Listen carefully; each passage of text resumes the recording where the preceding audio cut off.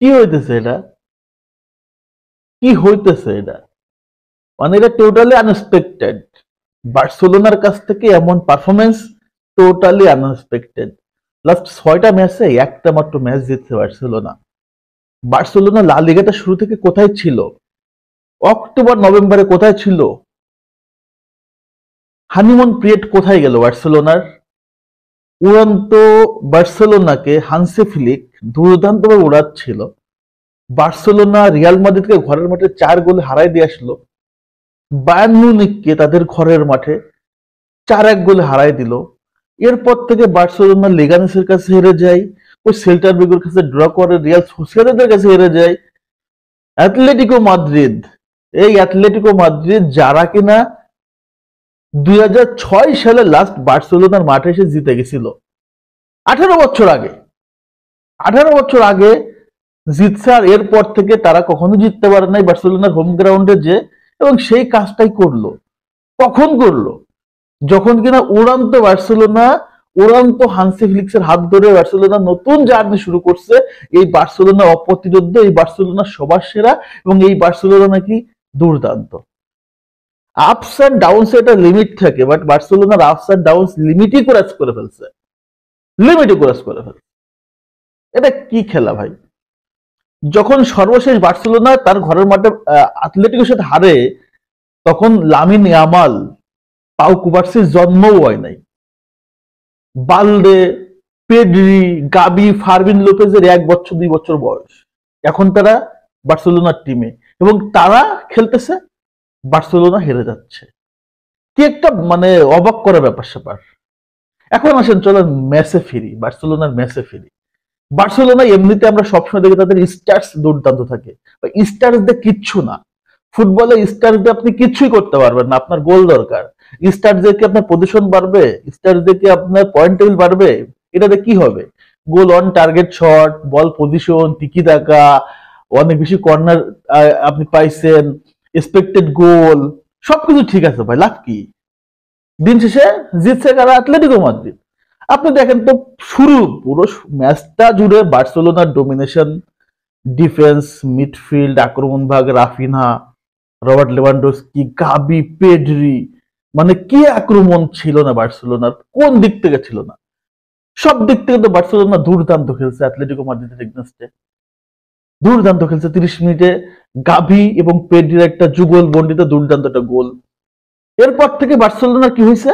এরপর থেকে বার্সেলোনা শুধু আক্রমণই করে গেছে, গোলের আর ওই জায়গাটা খুঁজে পায় না। গোল বার কোন দিকে এটা খুঁজে পায় না।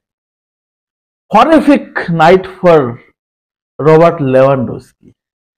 এই মানুষটা আমার মনে হয় আসলে এই মুহূর্তে তার আসলে অবসর নেওয়া উচিত, অথবা সৌদি প্রো লিগ নাইলেও আমেরিকাতে যাওয়া উচিত। কারণ টপ ইউরোপের টপ লিগে খেলার মতো স্ট্রেংথ, মানসিকতা এবং ওই বয়সটা এখন রবার্ট লেভানডস্কির নাই।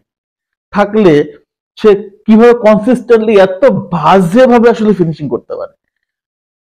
কি ফিনিশিং, কি দুর্দান্ত একটা গোলের সুযোগ মিস করছে।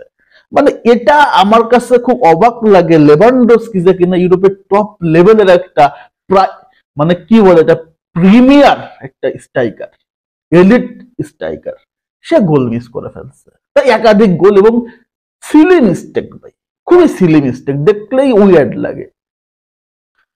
রাফিনার কথা কি বলবো? রাফিনার এই সিজন যেভাবে আসলে তার ফিনিশিংটা ছিল, লাস্ট 2টা ম্যাচ দেখলাম লেগানসের সাথে, এবং এই ম্যাচটা দেখলাম অ্যাটলেটিকোর সাথে, তার ফিনিশিংটা কেন জানি গোলবারের বরাবর।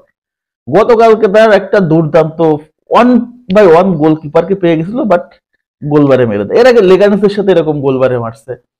ভুল হচ্ছে, যখন কনফিডেন্ট ল্যাক হয়ে যায় তখন আসলে এমনই ভুল হয়। এরপরে নামছে ফার্মিন লোপেজ, দানি ওলমো, ওইদিকে ফেরান তোরেস। আলটিমেটলি সবাই কিন্তু খেলছে দলের জয়ের জন্য, সবাই চেষ্টা করছে, কিন্তু আলটিমেটলি জিততে পারে না। কিন্তু অপরদিকে অ্যাটলেটিকো মাদ্রিদ, তারা সুযোগের অপেক্ষায় ছিল, যখন সুযোগ পাইছে তখন গোল দিয়েছে। তাদের বডিগার্ড কে? রদ্রিগো দে পল, নাইমা গোল দিয়েছে। এই যে রদ্রিগো দে পলকে নিয়ে অনেক অনেক কথাবার্তা বলি, বাবাজি কাম সেরা দিছে, জায়গা মতো ভরা দিছে। তো এইটা হচ্ছে বার্সেলোনা। স্টার দেখবেন বার্সেলোনার সবকিছু ঠিকঠাক, কিন্তু অপোনেন্ট আপনাকে হারাই দিয়ে চলে যাচ্ছে, যেটা প্রত্যেকটা ম্যাচের সিনারিও। সো আমার মনে হয় এই মুহূর্তে বার্সেলোনার আসলে ম্যানেজমেন্টের, কোচ প্যানেলের, প্লেয়ারদের ভিতরে একটা মানসিক দিক থেকে একটা ডেভেলপমেন্ট আনা উচিত। আসলে কেন এমন হচ্ছে, ভালো খেলার পরেও কেন ম্যাচ জিততে পারতেছে না। ভালো খেলে আলটিমেটলি আমার বক্তব্য হচ্ছে আবার লাভ নেই। দিন শেষে আপনাকে উইন হতে হবে, জিততে হবে। সিমিওনে 18 বছর পর সিমিওনে ম্যাচ জিতে আসছে বার্সেলোনা থেকে, এটা রিয়েলি হরিফিক বার্সেলোনার জন্য। পয়েন্ট টেবিলে কোথায় ছিল অ্যাথলেটিকো? 3-4 নম্বরে, এখন তারা 1 নম্বরে। কোথায় রিয়াল মাদ্রিদ, কোথায় বার্সেলোনা? 1 নম্বরে অ্যাথলেটিকো মাদ্রিদ। সো এগুলো থেকে আসলে বার্সেলোনাকে শিক্ষা নিতে হবে, শুধু শিক্ষা না, মাঠে প্রয়োগ করতে হবে। তা না হলে বার্সেলোনার এই মৌসুমটা এর চেয়ে আরো হরিফিক হতে যাচ্ছে, সামনে আরো বড় বড় ম্যাচ আছে। সো দেখা যাক কি হয়। সমবেদনা বার্সেলোনার জন্য, এবং খারাপ লাগতেছে রাফিনার জন্য, যে এত চমৎকার সুযোগ পাওয়ার পর আসলে ফিনিশিংটা দিতে পারে নাই। সো আলোচনা এতটুকুই। তো সবাই ভালো থাকেন, সুস্থ থাকেন। আল্লাহ হাফেজ, আসসালামু আলাইকুম।